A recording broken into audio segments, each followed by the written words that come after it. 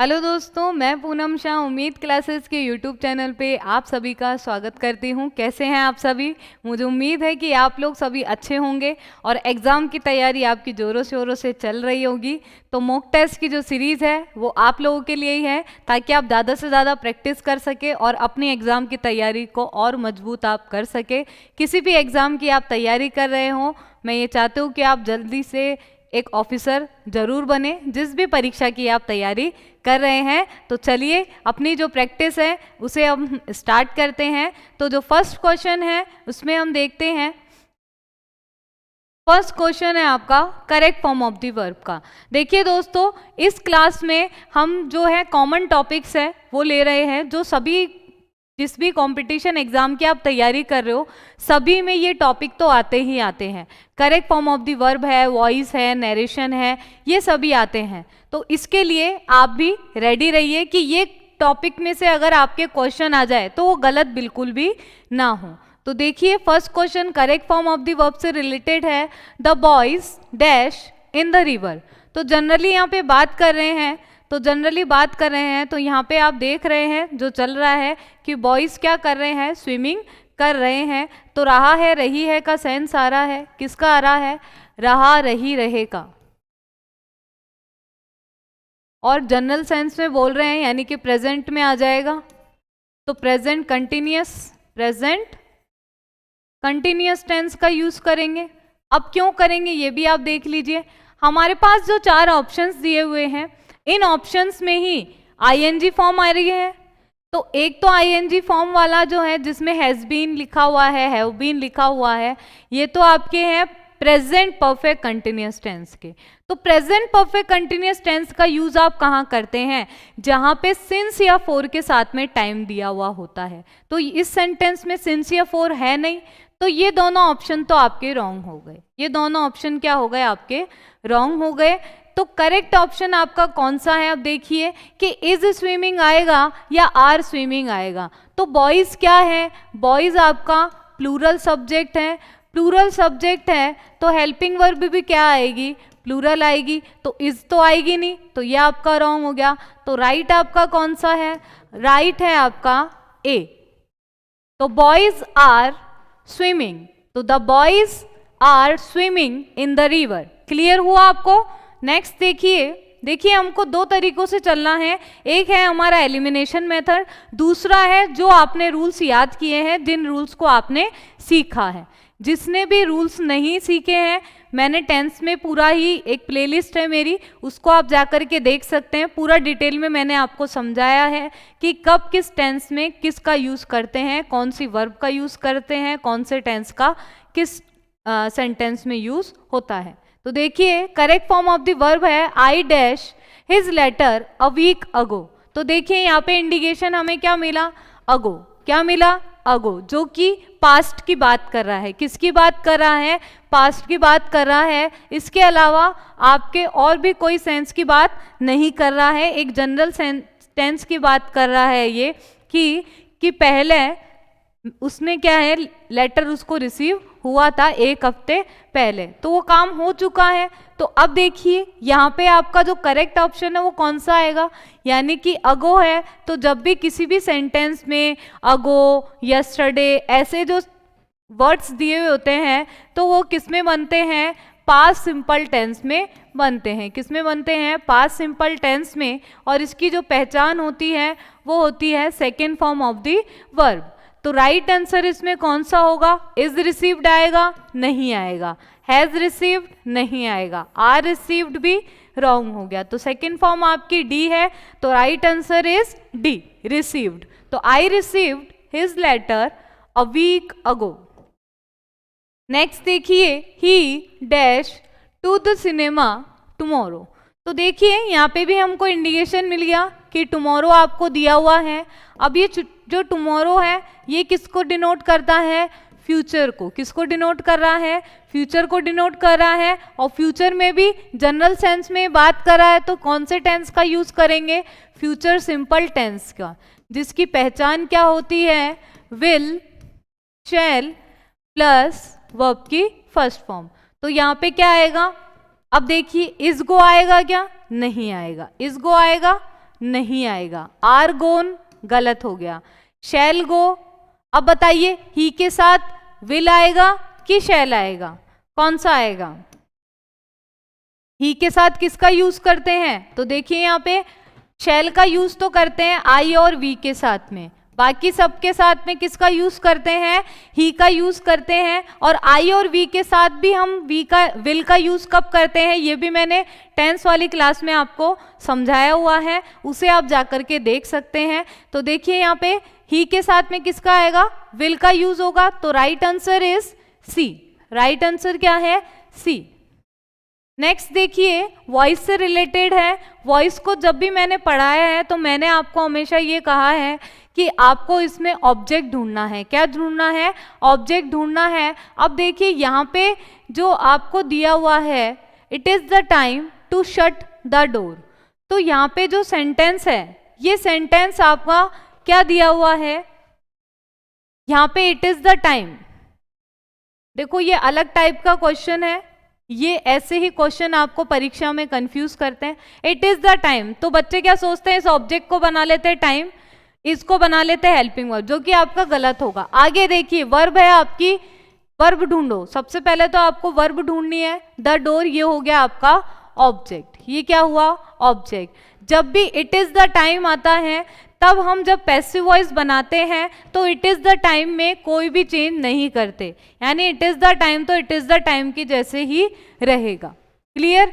तो अब देखिए यहाँ पे अब जो बचा आपका ये वाला पार्ट, तो इस वाले पार्ट को हम कैसे डील करते हैं? इट इज द टाइम लिख करके फॉर लगाएंगे, उसके बाद आपका ऑब्जेक्ट आएगा टू बी प्लस वर्ब की थर्ड फॉर्म। तो देखिए यहाँ पे आप इट इज द टाइम किस किस में है? देखो द टाइम इज शट, ये गलत हो गया आपका। द टाइम इज शट, ये आपका रॉन्ग हो गया। द टाइम इज शट, ये रॉन्ग हो गया आपका। ठीक है। It is the time for shutting off door, तो ये चेंज ही नहीं किया इधर। ठीक है। उसके बाद में it is the doors time, तो ये भी गलत हो गया। तो यहां पर जो ऑब्जेक्ट था वो क्या आएगा? It is the time for the doors, it is the time for the door to be shut. अब शट की जो तीनों फॉर्म है वो एक ही रहती है। फर्स्ट फॉर्म भी ये है, सेकंड फॉर्म भी शट ही है, और थर्ड फॉर्म भी आपकी क्या है? शट ही है। ठीक है।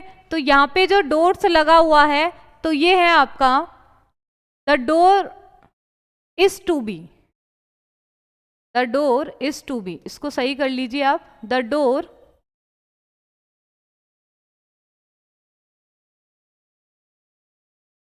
Door is to be shut. ठीक है। हेल्पिंग वर्ब हम लगाएंगे इसमें। तो आप देखिए इसमें राइट आंसर आपका कौन सा हुआ? राइट आंसर है आपका इसमें बी। ठीक है। इट इज द टाइम, ये स्पेशल केस है, स्पेशल केस वाले हैं, ये वेरी वेरी इंपॉर्टेंट है, ये आपको याद भी करना है, आपको लिख के रख लेना है कि ऐसे सेंटेंस ही आपके एग्जाम में आते हैं, हो सकता है यही आ जाए। The teacher rebuked the boys for making noise in the classroom. वो डांटने लग गई बॉयज को क्योंकि वो शोर मचा रहे थे, तो शोर मचा रहे थे इसलिए उन्होंने क्लासरूम में डांट दिया। तो यहाँ पे आपको वॉइस से रिलेटेड दे रखा है, तो हमें क्या देखना है यहाँ पे? सब्जेक्ट और ऑब्जेक्ट। तो देखिए टीचर तो क्या है? सब्जेक्ट, ये आपकी वर्ब आ गई, ये द बॉयज आ गया ऑब्जेक्ट। तो अब देखिए सबसे पहले क्या आएगा आपका? ऑब्जेक्ट आएगा। क्या आएगा? ऑब्जेक्ट आएगा। तो ऑब्जेक्ट कौन सा है आपका? The boys. ऑब्जेक्ट क्या है? The boys. ये वर्ब की सेकंड फॉर्म है, तो इसका पैसिव वॉइस जब आप बनाओगे तो पैसिव वॉइस कैसे बनेगा? वॉज वर प्लस वर्ब की third form, was were plus verb की थर्ड फॉर्म। तो देखिए अब यहाँ पे इसमें कि वॉज वर प्लस वर्ब की थर्ड फॉर्म किस में आ रही है? तो बॉयज है, बॉयज के बाद में क्या आएगा? बॉयज प्लूरल है, प्लूरल है तो क्या आएगा? वॉज आएगा या वर आएगा? तो क्या आएगा? वर आएगा। तो देखिए यहाँ पे वर है, ठीक है, यहाँ पे वॉज लगा दिया, रॉन्ग हो गया, तो ये ऑप्शन आपका गया। अब यहाँ पे द बॉयज रिबुक्ड, तो देखो यहाँ पे वॉज वर लगाया ही नहीं, तो ये भी ऑप्शन आपका गया। अब नेक्स्ट देखिए, नेक्स्ट क्या होगा? The boys were rebuked in the classroom for making noise by the teacher. तो ये जो बाय द टीचर है ये लास्ट में नहीं आकर के कहाँ पर आएगा, ये पहले ही आ जाएगा, यानी कि वर्ब के बाद में आएगा। ठीक है, ये जो है अदर है, और अदर हमेशा बाद में आते हैं, ये बाद में आएंगे। तो आपका जो राइट आंसर है वो कौन सा है, C. Right answer is C. पहले बाय के साथ में सब्जेक्ट आएगा, फिर अदर वर्ड्स आएंगे। ठीक है, सेंटेंस देखिए, यहाँ पे देखिए इस सेंटेंस में क्या है कि रिबुक्ड, ठीक है, इन द क्लास, ठीक है, इन the classroom for making noise. तो देखो इसने क्या किया, इन द क्लासरूम को पहले लिख करके फिर फॉर मेकिंग नॉइज, यानी कि इसका क्या कर दिया, ट्रांजिशन कर दिया, जो पहले था उसको बाद में कर दिया, जो बाद में था वो पहले कर दिया। तो इस हिसाब से आपका ये ऑप्शन तो बिल्कुल ही रॉन्ग हो गया। अब इसमें देखिए, इसमें क्या आ जाएगा, the boys were rebuked by the teacher for making noise, for being made by them in the classroom।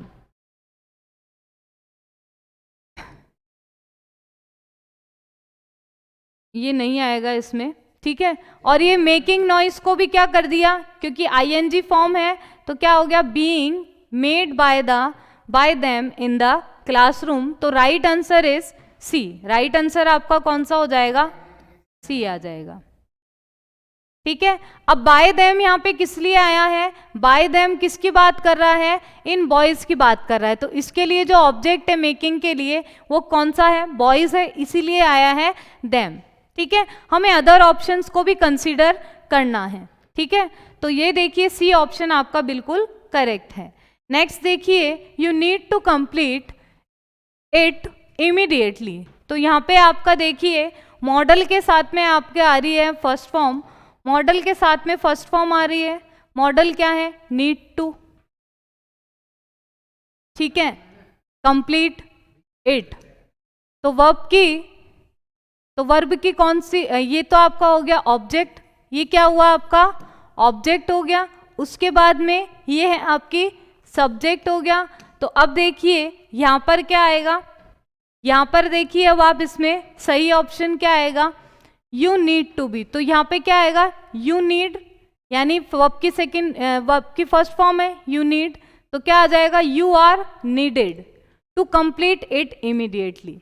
यानी कि वर्ब की फर्स्ट फॉर्म है तो इसको चेंज करेंगे पैसिव वर्ब्स में, तो क्या आ जाएगा, is am are plus verb की थर्ड फॉर्म। तो right answer is C. Right answer क्या आ जाएगा आपका, सी आ जाएगा। You are needed, you need to complete, यानी दो वर्ब को जोड़ने का काम कर रहे हैं। तो यहाँ पे यू के बाद में नीड है, यानी कि फर्स्ट फॉर्म है, फर्स्ट फॉर्म है तो क्या हो जाएगा आपका, is am are plus verb की थर्ड फॉर्म हो जाएगा। तो you are needed to complete it immediately. Next है, ये स्पेशल केस वाले हैं, इसमें देखिए ऑब्जेक्ट नहीं आ रहा, तो ये स्पेशल केस वाले, इनको आप एडिशनल में उतार लीजिए। नेक्स्ट है, the doctor says it is better you undergo a surgery next week. तो अब देखिए यहाँ पे जो आपको दिया हुआ है द डॉक्टर सेज, तो सबसे पहले मैंने हमेशा आपको बोला है कि रिपोर्टिंग वर्ब की तरफ आपको ध्यान देना है। रिपोर्टिंग वर्ब की तरफ आपको ध्यान देना है कि किस टेंस में दी हुई है, प्रेजेंट टेंस में। तो क्या इसके जो रिपोर्टेड स्पीच है, जो इन्वर्टेड कॉमा में है, क्या इसके टेंस में कोई परिवर्तन होगा, कोई चेंजेस होगा, नहीं होगा। यानी कि जिस टेंस में लिखी हुई है उसी टेंस में ही लिखा हुआ रहेगा ये। तो क्या हो जाएगा, द डॉक्टर सेज दैट, क्या आ जाएगा, द डॉक्टर सेज दैट, उसके बाद में it is better as it is रहेगा, प्रोनाउन आपका चेंज हो जाएगा। तो यू किसके अकॉर्डिंग चेंज होगा, यहाँ पे ऑब्जेक्ट नहीं है, तो यहाँ पे जब ये थर्ड पर्सन दिया हुआ है तो आप इसमें ऑब्जेक्ट किसको मानोगे, फर्स्ट पर्सन को। ऑब्जेक्ट किसको मानते हैं हम, फर्स्ट पर्सन को। ये आप अलग से लिख लीजिए कि अगर ऑब्जेक्ट दिया हुआ नहीं है और जो आरवी का सब्जेक्ट है वो अगर थर्ड पर्सन है तो हम ऑब्जेक्ट क्या मानेंगे, आरवी का फर्स्ट पर्सन मानेंगे। ठीक है, तो फर्स्ट पर्सन मानेंगे तो यू किस में चेंज हो जाएगा, आई में। Undergo a surgery next week change होगा क्या, नहीं होगा। क्यों नहीं होगा, क्योंकि यहाँ पे रिपोर्टिंग वर्ब हमारी किस टेंस में है, प्रेजेंट टेंस में है, तो वो दोनों टेबल ही फॉलो आपकी नहीं होगी। तो यहाँ पे आप देखिए right answer is the doctor says that, the doctor says that it is better I undergo a surgery the following week, the following week। ये next week ही आएगा, ये गलत लिख रखा है इसमें, next week ही आएगा, क्योंकि ये भी वर्ड आपका चेंज नहीं होगा, क्योंकि यहाँ पे says दिया हुआ है। तो ये advised आपका गलत है फर्स्ट ऑप्शन में, says that लिख दिया लेकिन यहाँ पे was में चेंज कर दिया, इस हिसाब से ये भी गलत हो गया। द डॉक्टर एडवाइज्ड कर दिया, ये भी आपका रॉन्ग हो गया, ठीक है। इस ऑप्शन में नेक्स्ट ही आएगा, right answer is B. Right answer क्या होगा, बी होगा। नेक्स्ट देखिए, the traveller said what a beautiful sight, what a beautiful sight. तो देखिए अब यहाँ पे आपको क्या बताया गया है, ये एक्सक्लेमेटरी वाले सेंटेंसेस होते हैं जो सरप्राइजेस को बताते हैं। तो क्या आ जाएगा, the traveller said, inverted comma में लिखा हुआ है तो क्या आ जाएगा, एक्सक्लेम्ड आ जाएगा। क्या आ जाएगा, एक्सक्लेम्ड आ जाएगा। और ब्यूटीफुल साइट के लिए बोल रहा है तो क्या आ जाएगा, it was a beautiful site. It was से स्टार्ट करेंगे हम दैट लगाने के बाद में, तो सही आंसर है आपका इसमें बी। देखो ब्यूटीफुल के साथ में एन गलत है, वॉज भी नहीं आएगा, ठीक है। रिमार्क्ड भी आपका गलत है, एक्सक्लेम्ड वाले में ही आएगा। तो देखिए दोनों में एन और ए का फर्क है, तो B answer is right. Next देखिए, she was dash Italian singer, she was dash Italian singer. तो शी वॉज के साथ में क्या आ जाए, इटालियन क्या है, ई से स्टार्ट हो रहा है। तो देखो सिंगर तो क्या है, सिंगुलर काउंटेबल नाउन है, जिसके साथ में हम एन का यूज करेंगे। तो एन का यूज क्यों करेंगे, क्योंकि यहाँ पे साउंड कौन सा है, वॉवल साउंड है। कौन सा साउंड है, वॉवल साउंड है। तो वॉवल साउंड है तो क्या लगाएंगे हम इसमें एन लगाएंगे। She was an Italian singer.